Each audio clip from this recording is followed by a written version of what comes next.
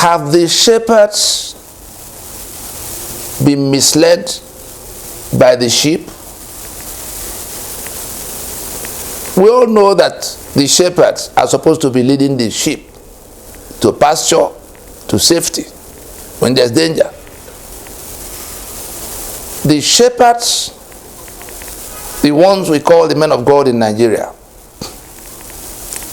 we told them, we shouted from the rooftops, that this campaign, go get your PVC, was invitation to death for the flock. They stuffed their ears and went on mobilizing. Okay, they've got the PVCs now. They've used the PVCs. But in an election being conducted by lions in the jungle, for who will rule the jungle? The bunch of antelopes with all their PVCs issued by the lions. It can only end the way it's ended.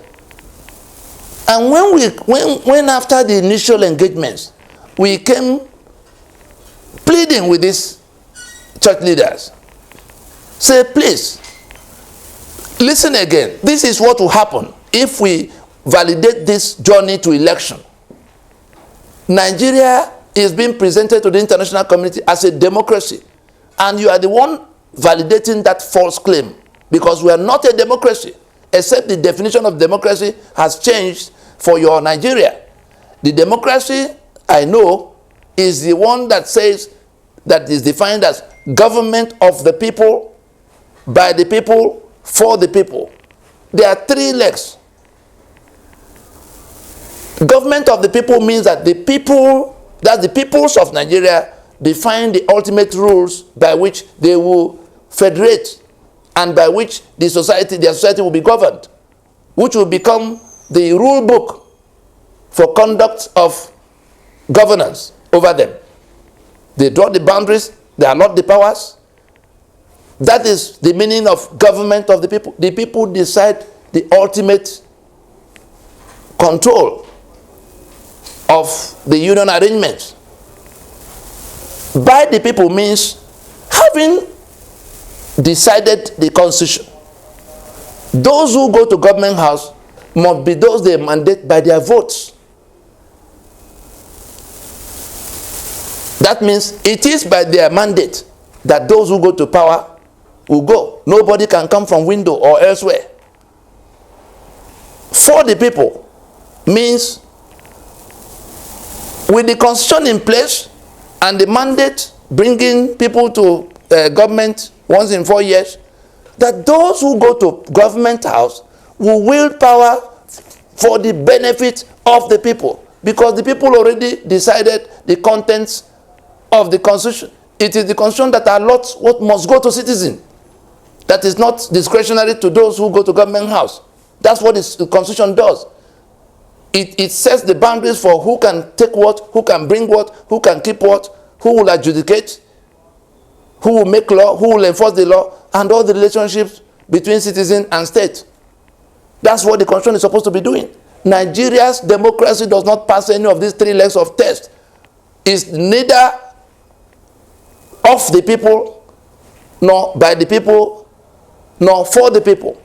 So to that extent, we do not have a democracy. And why do we not have a democracy? Because we have not settled the first important leg. The leg of the people, that the people must make the constitution. It is because we have not settled that first leg. All our attempts since 1999 to elect people that will go and transform our lives, because the contents of the constitution absolve government of responsibility towards us, give them spare key to the treasury, and give them immunity. So we can't even hold them. They are not accountable to us. They are not accountable to anybody. That's why Nigeria is where it is today. Then there are 68 items of exclusive list in which all our economic assets are confiscated, and the power to work those assets are confiscated. That is why Nigeria is upside down. Whether you look at killings, whether it is corruption you are looking at, or you are looking at impunity, or you are looking at what is it called, the infrastructural decay, everything that is gone wrong, even the electoral malfeasances we have seen clearly, are coming from that, everything is coming from that constitution. And to that extent, we do not have any democracy. And when the global community was waiting with a suspended animation for what will happen with our election, it was because they thought we were a democracy. We are not a democracy. And the church, the leaders of the church in Nigeria, facilitated that falsehood by asking people to go and get PVC and vote in what will be free and fair election mandated by a fraudulent constitution, mandated by a constitution of crookedness. We have seen how it has gone. And so when we began to confront some of them as they were mobilizing for PVC, they say, it is where the people will go. It is where the people will go that we want to go. We don't want to call names at this stage, but it will come to where we call names. It will come to where we call names of what the church leaders told us as we were frantically trying to get them to save their flock from death, because they were marshalling them, mobilizing them like Judas' goat to go and validate a process that will kill them. We've obtained PVC now. The battle turned out on election day to be one of AK-47. And those who had AK-47 are prevailing. And so, are we then to say that the sheep has led the flock astray? No. The sheep has led the shepherds astray. Because the people that were being mobilized were supposed to be getting instruction for the way to safety, the way to freedom from the shepherds. But the shepherds told us that it is where the sheep want to go that they will go. Can you believe that? So what was your responsibility from the first day over that flock? Is it not to lead them to safety, to lead them to pasture? You've led them to poverty. You've led them to death. You are still leading them to poverty, leading them to more death, except you join now in stopping that journey to renew their bondage, which is what this election you helped mobilize into place represents. They are going to be led into more bondage because you mobilized them. You followed them instead of leading them. And so Ninas is making this address so that we can put a background to it. Let those who listen to this, please go to YouTube and watch the broadcast where we were pleading with the men of God in the land on this subject of mobilizing for PVC at a time we should have been mobilizing for transition, for the stoppage of the journey towards election, because we had no democracy. They didn't listen. The title of that broadcast was "Are the Shepherds Leading the Sheep to Slaughter?" Are the shepherds leading the sheep to slaughter? Ending in question mark. On YouTube, you will see exactly what we told them. Compare what has happened now to what we told them will happen over 1 year before it happened. They refused to listen for whatever reason. Some for the private jet they will get, others for private university they will build, and all kinds of benefits. It has happened. They've led the sheep to go to get PVC. And sheep has used PVC. But look at where they've landed. If anything happens to the candidate that they've declared winner today, the head of Boko Haram will be sworn in under that constitution as the president of Nigeria. And it will be because the church decided to stand with darkness, competing with light. It will be because the church decided to stand with the falsehood that we, the people, made the constitution. Because if they stood with the people, if they stood with truth that we did not, they will not be part of how to go to election mandated by that constitution. What do we do now? We could say, oh, we told you so. Then what? But we're not doing that. We're saying, the church leaders in Nigeria, this might be your last opportunity to redeem anything. You've already lost 70% of whatever you represented before.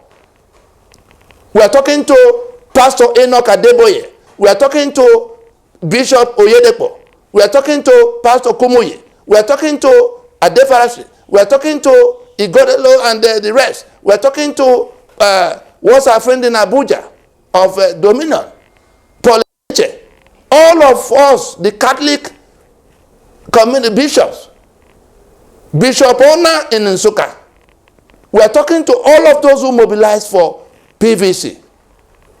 You must come out now with equal eloquence, with equal vehemence, to declare the truth. What is that truth?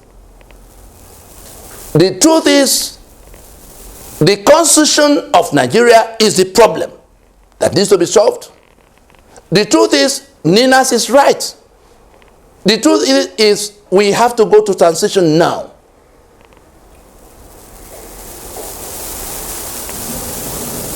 Church leaders in Nigeria, Ninas is inviting you, even at now, so that we don't get to the end of this road to damnation, this road to Golgotha. You must come out now with equal vehemence, with equal visibility, to declare the truth that the Constitution is the problem of Nigeria, and that we must go to transition now.